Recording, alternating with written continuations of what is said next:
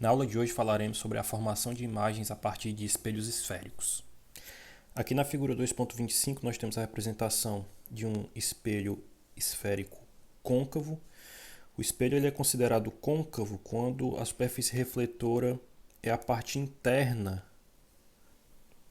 da curvatura, certo? Então no espelho côncavo, essa região aqui, ó, essa superfície, ela vai ser a superfície refletora do espelho. Aqui na nossa representação nós temos P, que é o ponto objeto, que é formado a partir dos raios luminosos incidentes no sistema óptico. Lembrando que agora o nosso sistema óptico é um espelho esférico côncavo. O raio luminoso incide sobre o sistema óptico e forma em Q o que nós chamamos de ponto imagem, que é um ponto formado a partir dos raios luminosos emergentes do sistema óptico. Nós podemos ver aqui na figura que a lei da reflexão continua valendo, né? Ou seja, o ângulo de incidência é igual ao ângulo do raio refletido, isso em relação à reta normal N. Aqui nós temos também outros termos, Q minúsculo, que é a distância do vértice do espelho ao ponto imagem, R, que é o raio de curvatura do espelho, que identifica a distância entre o centro do espelho C e o vértice V, P minúsculo, que é a posição do ponto imagem em relação ao vértice do espelho, e o ângulo θ, que é um ângulo de inclinação do raio luminoso em relação ao eixo do espelho, certo? O eixo do espelho ele é essa reta onde eu identifiquei os pontos imagem, objeto, centro do espelho, né? E vértice, certo? Então esse é o eixo do nosso espelho. Então nós vamos considerar um ponto objeto P, né, que é esse que é mostrado na imagem na figura 2.25. Ele está sobre o eixo do espelho e incide sobre o espelho em S esse raio luminoso PS. Esse raio luminoso ele incide com um ângulo de incidência θ1 e ele é refletido com o mesmo ângulo θ1, né, de acordo com a lei da reflexão.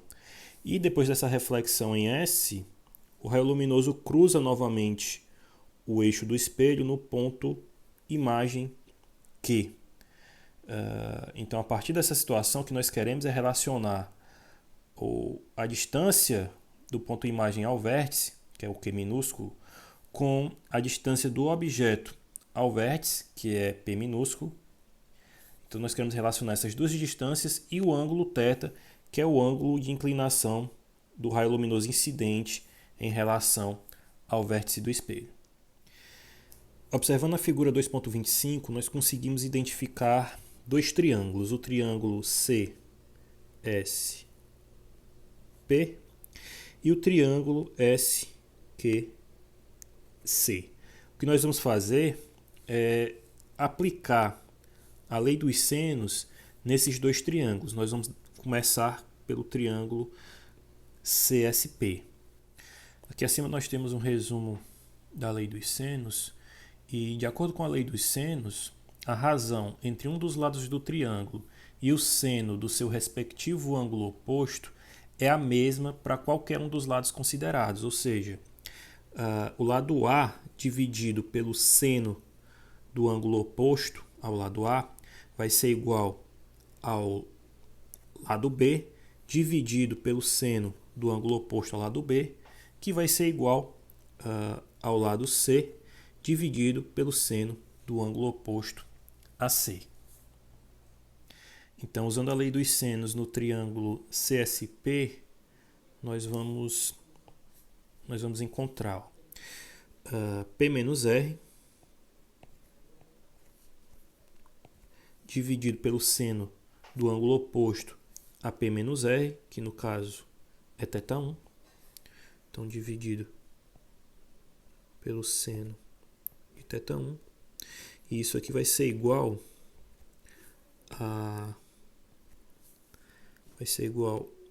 ao lado R do triângulo dividido pelo seno do ângulo oposto ao lado R, no caso, o ângulo θ. Então, nós vamos ter isso aqui igual a R dividido pelo seno de θ. Então, a lei dos senos aplicada no triângulo SQC vai fornecer R menos Q dividido pelo seno de θ1. E isso aqui vai ser igual a R dividido pelo seno do ângulo oposto a R. O ângulo oposto a R é esse ângulo aqui, ó, que eu marquei aqui, essa caneta temporária. Que ângulo é esse? Esse ângulo aqui vai ser π menos o ângulo externo. Então, nós vamos ter R dividido pelo seno de π menos θ mais 2 θ1. Isso aqui vai ficar R menos Q dividido pelo seno de θ1 igual a R dividido pelo seno de θ mais 2 θ1. Essa igualdade é possível porque o ângulo π menos θ mais 2 θ1 e o ângulo θ mais 2 θ1 são ângulos suplementares, ou seja, se eu somar esses dois ângulos, eu vou ter como resultado o ângulo de 180 graus ou π radianos. Okay? Então, o seno de π menos θ mais 2 θ1 vai ser igual ao seno de θ mais 2 θ1. Aqui nesse ponto, nós temos que fazer a seguinte consideração.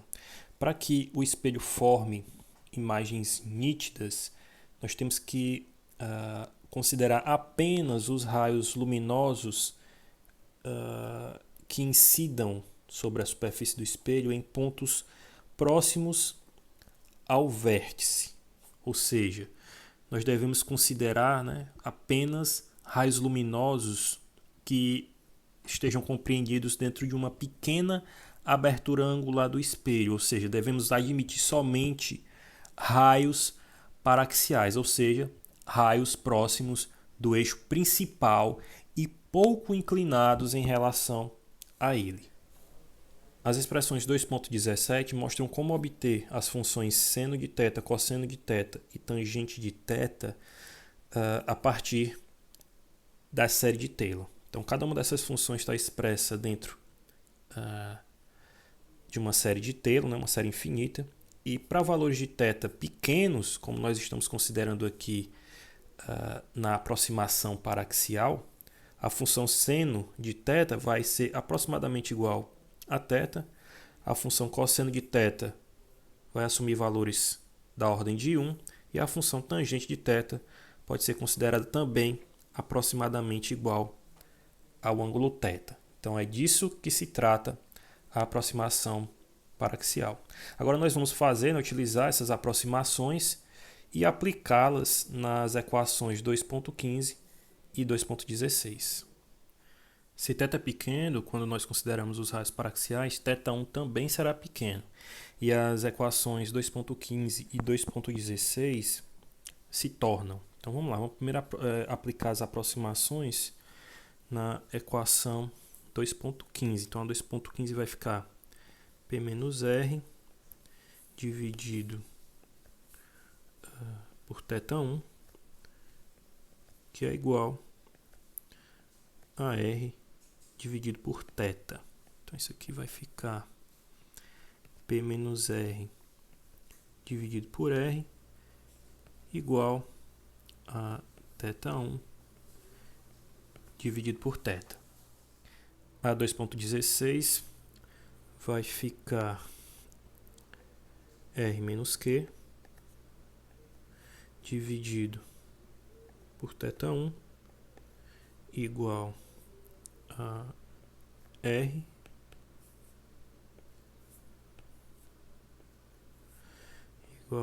que divide θ mais 2 θ1.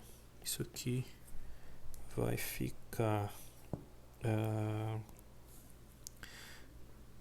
R menos Q dividido por R igual a θ1 dividido por θ mais 2 θ1. Isso aqui vai ficar R menos Q dividido por R igual... Eu vou colocar θ em evidência depois da igualdade, certo? Então isso aqui vai ficar θ que multiplica θ1 dividido por θ dividido por θ que multiplica 1 mais 2 θ1 sobre θ. E vou chamar essa expressão aqui de 2. Substituindo 1 em 2, nós vamos encontrar R menos Q dividido por R igual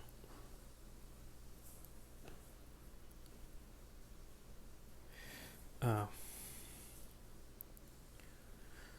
θ1 sobre θ, né? Quem é θ1 sobre θ? θ1 sobre θ é P menos R sobre R. Isso aqui vai ficar P menos R sobre R dividido por 1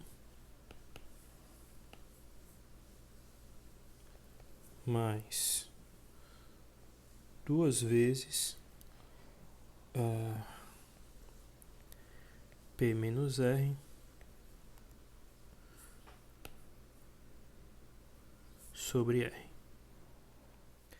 Isso aqui vai ficar 1 menos Q sobre R igual a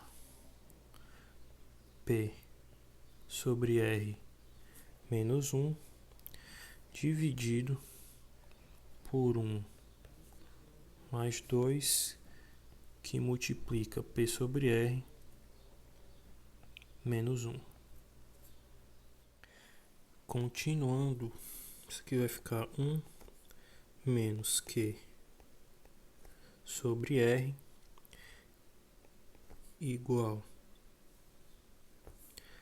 a P sobre R menos 1 dividido por 1 mais 2 vezes P sobre R menos 2. Isso aqui vai ficar 1 menos Q sobre R igual a P sobre R menos 1. Esse 1 está aparecendo 1, 2 menos 1 dividido por 2P sobre R menos 1. Eu dei uma adiantada nos cálculos. Então, a partir daqui, nós vamos obter menos Q sobre R igual